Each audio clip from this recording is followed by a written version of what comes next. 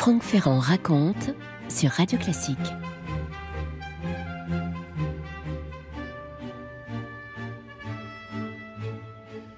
Le soleil d'Afrique brûle le campement des Français. Sous la plus belle des tentes, la plus riche, un roi est à l'agonie. Nous sommes en août 1270, nous sommes juste à l'est de Tunis, et le roi qui est là, allongé, frêle et malade, c'est Louis IX, bien entendu. On ne l'appelle pas encore Saint-Louis. Il a le visage émacié, très beau visage, très noble, ce souverain de 56 ans, visage marqué par le temps sans doute, marqué aussi par une fatigue qu'on peut supposer insurmontable.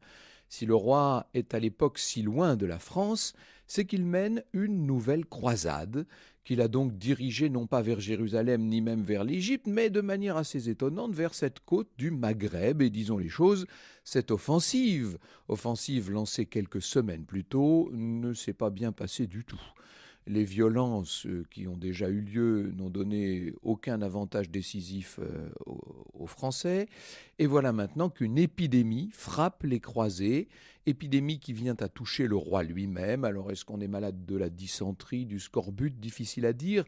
Autour de lui en tout cas, ce ne sont plus que prières et incantations.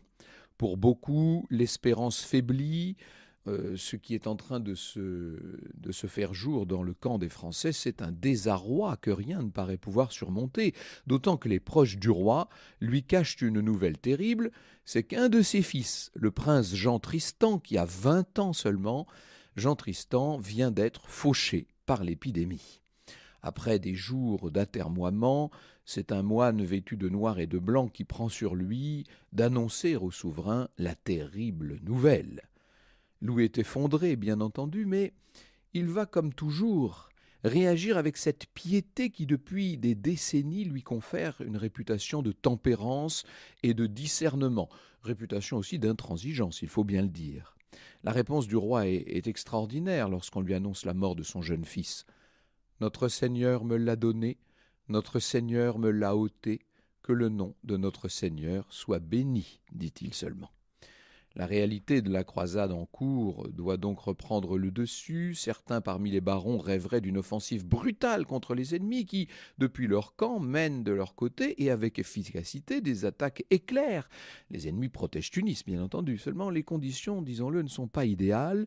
Le fils aîné du roi, Philippe, a beau avoir 25 ans, il a beau être déjà père de 4 fils, son aptitude à régner n'est pas évidente, c'est le moins qu'on puisse dire. Et puis disons aussi qu'il est malade, lui aussi.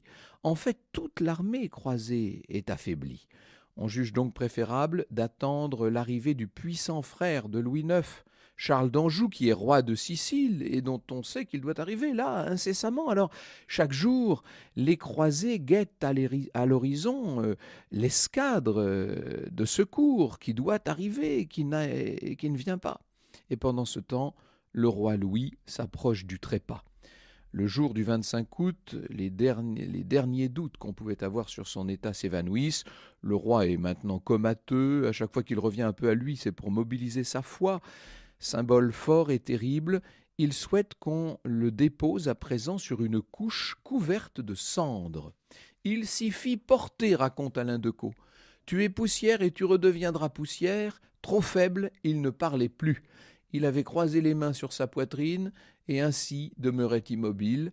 Point inconscient pourtant, son regard s'attachait à ceux qui entraient et sortaient de la tente. Parfois, un effort immense, il levait la main droite pour un signe de croix. Vers midi, il regarda le ciel. Il murmura « Intro ibo indomum tuam, adorabo ad templum sectum » « J'entrerai dans ta maison, j'irai t'adorer en ton temple ». Ces paroles ultimes, à 3 heures, il cessa de respirer. Pour les croisés, c'est bien un saint qui vient de rendre l'âme, là, au milieu d'une expédition en déroute. Le roi Louis est donc mort, et c'est à ce moment-là que finit par arriver l'escadre qu'on attendait tellement. Voilà le frère, Charles d'Anjou, le roi de Sicile. Comme pour redonner un peu d'élan à la croisade, il fait dans le camp une entrée tout à fait solennelle. Il espère rasséréner un peu les croisés tellement éprouvés. Il a la tête haute, Charles, le regard fier sous ses bannières. C'est un politique expérimenté, Charles d'Anjou, et tout de suite il va à la rencontre des autres princes qui sont là présents. Il tient à se montrer vaillant, décidé. Toutefois, quand vient le moment de rendre hommage au défunt roi, il lui est plus difficile de garder contenance. On le voit s'approcher de ce cadavre tellement impressionnant. Il s'abaisse pour le baiser avec le plus grand respect. Et à ce moment-là, l'émotion le saisit, sans doute trop grande pour être contenue. Il va laisser échapper comme malgré lui « Ô mon Seigneur, ô mon frère ». Une fois l'hommage rendu à la dépouille, un problème concret va se poser au roi de Sicile, mais aussi à son neveu, qui est devenu le roi de France Philippe III et qui est toujours souffrant. Il n'est pas envisageable, en effet, de laisser un défunt si respecté reposer en sol non chrétien. Il va bien falloir ramener ce corps en Europe. Ce vœu pourrait sembler une simple formalité, mais en fait, il marque le début d'une aventure étonnante dans laquelle des enjeux politiques et religieux vont prendre toute leur part. Vous écoutez Radio Classique. La première difficulté qui se pose à tous ces chefs croisés, qui sont encore dans le grand deuil de Saint-Louis, enfin de Louis IX, c'est de savoir comment traiter le corps du roi. Il y a un problème de conservation, on est en plein été, il fait extrêmement chaud aux abords de Tunis, il faut agir vite. Dès le 26 août, donc le lendemain de la mort du roi, une opération pénible va être menée devant témoins. On est au cœur du Moyen-Âge encore, à une époque où la mort est évidemment beaucoup moins cachée qu'elle ne l'est devenue dans nos sociétés. Il faudrait relire Philippe Ariès et voir ce qu'est devenu la mort en Occident. Le docteur Nourri, dans un article de la Chronique médicale, nous dit « Aidés des officiers royaux et sous la surveillance des médecins, les chirurgiens fendirent le corps pour en extraire les entrailles et les viscères. Le cœur fut mis à part. Étaient présents son fils aîné, Philippe, son gendre, Thibaut, sa fille Isabelle et ses deux frères, Alphonse de Poitiers et donc Charles d'Anjou. Les officiers dépecèrent le corps en morceaux qui furent mis à bouillir dans un mélange d'eau et de vin, et ils nettoyèrent les os en détachant soigneusement les chairs cuites. » Oui, ça paraît une drôle de cuisine pour nous, mais c'était ainsi. Les restes vont être l'objet de soins très particuliers. Le cœur est enserré dans du tissu avec divers produits et toutes sortes d'aromates, d'herbes odorantes. Les chairs et les entrailles sont, c'est encore le docteur Nourri qui nous le dit, additionnés de sel et enveloppés dans plusieurs doubles de toiles imprégnées de cire, puis cousus dans un cuir de taureau. Quant aux ossements, ils sont aussi entourés de tissus cirés. Chacun de ces éléments va être déposé dans un réceptacle adapté. Bref, on a préparé le roi, si j'ose m'exprimer. Maintenant, quoi faire de tout cela ? En ce temps où l'on prise tant les reliques, les restes de l'ancien roi et de celui dont on devine qu'il sera un saint un jour, c'est un futur saint, ces restes suscitent beaucoup de convoitises, bien sûr. Le roi de Sicile parvient à se faire confier les viscères et, semble-t-il, le cœur de son frère. Pour tout vous dire, les historiens ne sont pas tous d'accord avec ce point. Pour Charles d'Anjou, obtenir ces dons relève d'un désir familial, mais pas seulement. Il est monté lui-même sur le trône sicilien dans des conditions qui ont été discutées pour lui. Faire parvenir sur son île des restes aussi prestigieux, c'est en quelque sorte associer un patronage symbolique fort à son nom et à celui de sa toute jeune dynastie. Et donc, sans tarder, il va faire entreposer ses restes sur un bateau à destination de la superbe abbaye de Mondréal, au sud-ouest de Palerme. Le squelette, de son côté, est confié bien sûr au nouveau roi, au fils survivant de Louis IX, Philippe III, celui qu'on appellera Philippe III le lion, vous savez. Visiblement, le jeune homme a besoin d'être guidé pour savoir exploiter tout de suite le don qui lui a été fait. Je cite Xavier Hélary. Xavier Hélary est l'auteur de La dernière croisade. C'est un ouvrage extrêmement précis et intéressant sur tous ces événements. Je le cite donc. C'est Charles d'Anjou qui convainc son neveu de garder les ossements au sein de l'armée. Une fois de plus, on ne peut qu'admirer l'habileté du roi de Sicile, qui sait, en excellent meneur d'hommes, ce qui peut renforcer le moral d'une armée placée au milieu des périls. Parce que pendant ce temps, il faut vous dire que la pénible croisade continue, bien entendu. La croyance en un secours surnaturel du roi défunt ne sera pas de trop pour venir en aide à ces pauvres hommes qui sont décidément en grande difficulté. Et comme un défi, la tente de Charles d'Anjou est disposée en direction des troupes du calife de Tunis. Philippe III, lui, reste en proie à une fièvre aiguë, nous dit la chronique, et ajoute son biographe Charles-Victor Langlois, le roi de Sicile prit en fait le commandement de l'armée. C'est ça qui se passe, c'est le frère de Louis IX qui prend les choses en main. Charles d'Anjou ne veut pas se contenter d'une retraite peu digne. Avant de renoncer, il lui faut obtenir quelque chose. Il a une attitude très volontaire dans toute cette affaire, le roi de Sicile, et ça aboutit le 4 septembre à un engagement armé, un de plus, sur un terrain couvert de poussière et de sang. On est tout près du lac de Tunis.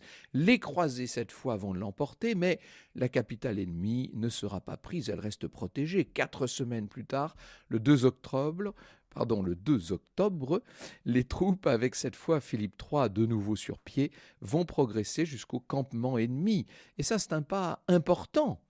L'adversaire n'a fait que reculer quand même dans cette affaire. Dans chaque camp, la logique diplomatique désormais s'impose. Le calife craint que son armée ne perde certains alliés, Tunis paraît davantage en danger, les barons croisés, eux, s'interrogent sur la raison d'être d'une expédition dont personne n'a véritablement compris les tenants et les aboutissants. On sait en plus qu'avec l'hiver, la météo va devenir capricieuse, l'approvisionnement est loin d'être garanti. Bref, il faut accélérer les négociations. On va donc on va essayer de parler. Les tractations aboutissent à la fin de ce mois d'octobre. Les résultats ont peu à voir avec les objectifs religieux et militaires qu'avait poursuivis sans doute Louis IX en venant de ce côté de la Méditerranée. Pour l'essentiel, les croisés se retirent contre des espèces sonnantes et trébuchantes. Par ailleurs, et ça c'était à prévoir, le roi de Sicile s'est ménagé des clauses arrangeantes pour lui-même. Certains croisés, disons-le, sont déçus. Il désire enchaîner avec des opérations en Orient, mais Philippe III est très impatient de retrouver son royaume, de retrouver Paris. Il doit prendre les rênes du pouvoir. Il doit maintenant reconduire aussi sa part des restes paternels à bon port. Et voilà donc que, le 20 novembre, l'escadre royale quitte la terre de son échec. Le rivage tunisien s'éloigne, s'estompe, un long retour commence, je devrais dire plus justement qu'il ne fait que commencer. Franck Ferrand sur Radio Classique.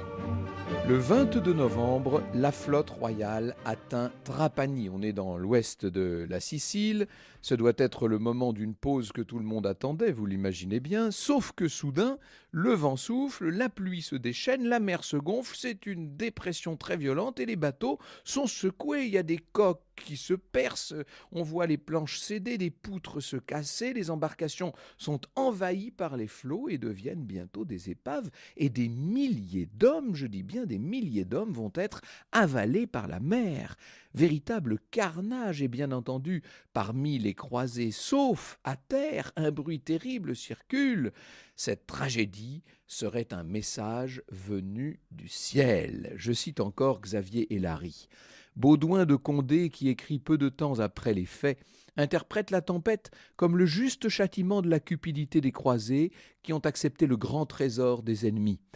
Un chroniqueur proche de la cour capétienne n'hésite pas à écrire quelques années après l'événement que les croisés s'arrêtèrent au port de Trapani où il arriva par la volonté de Dieu à qui ce retour ne plaisait pas qu'une grande tempête sortit de la mer.